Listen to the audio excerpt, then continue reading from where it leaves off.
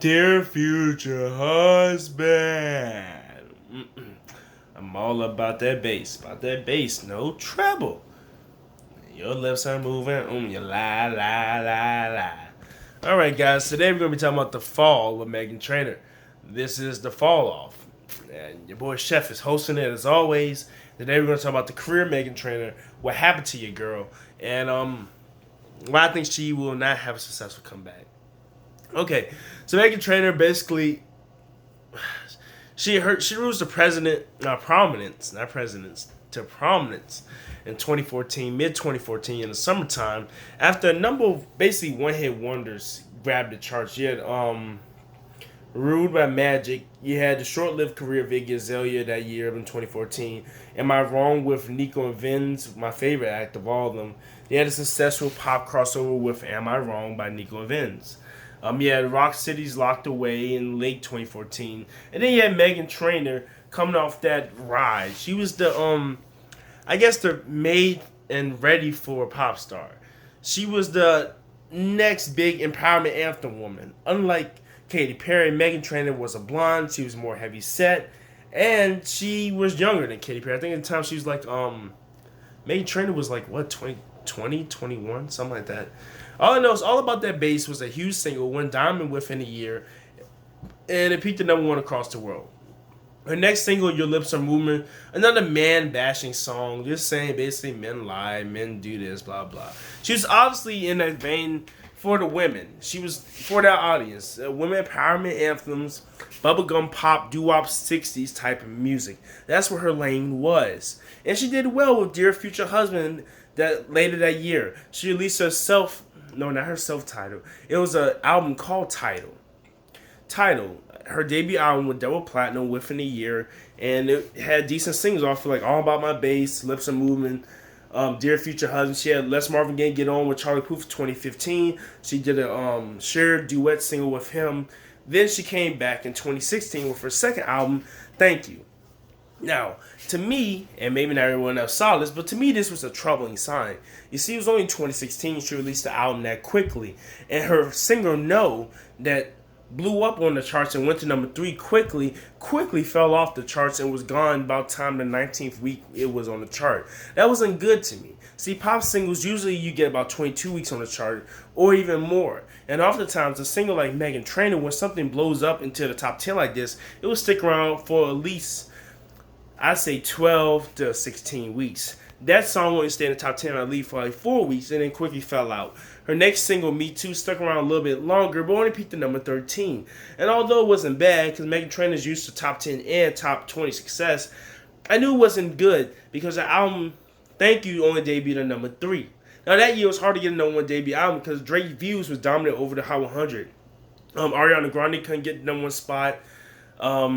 Drake blocked a lot of people. It affected Meghan Trainor's sales a bit, but Meghan Trainor was going to get the #1 spot regardless if Ariana Grande and Drake wasn't there anyway.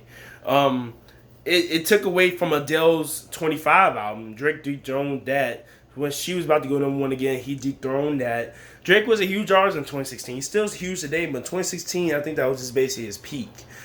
And Meghan Trainor, she already saw her peak within the first year. She had Lips Are Moving. She had All About That Bass. There wasn't much female empowerment anthem songs she could really make or remake again. So she released a song with Yo Gotti called Know Better, I believe. And it didn't work. Yo Gotti had Down the DM. He was popping that year. Epic wanted Meghan Trainor to have a successful third single. It didn't happen. And she released many other singles. She released a single from the, I think, the Smurf soundtrack. That didn't chart. And basically now, last year in 2018, she tried to come back to the charts again after a year hiatus with her single No Excuses. And that only peaked at #46 for a week, then fell down the charts after that. Now, Meghan Trainor since has released 4 or 5 other singles off her so-called new album. And it hasn't released. Sony, the people that own Epic Records, have basically forfeited her album release. It didn't drop last year when it was supposed to. It's not going to drop this year.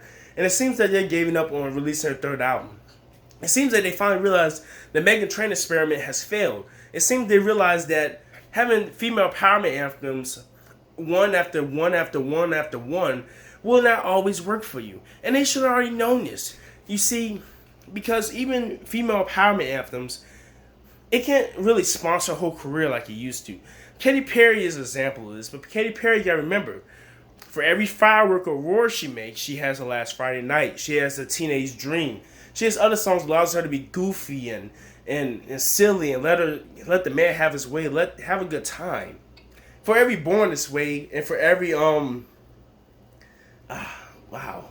You know what? For every Telephone, for every Born This Way, Lady Gaga has a Just Dance, a Poker Face. She has other songs that shows that she's strong, sexy, and confident, but she can have a good time. Even people like Beyonce, who won the World Girls, irreplaceable. Even though she has that built-in fan base that hate their exes or they want someone to go cry to, they want somebody that can understand them when they're going through a breakup or say men and shit.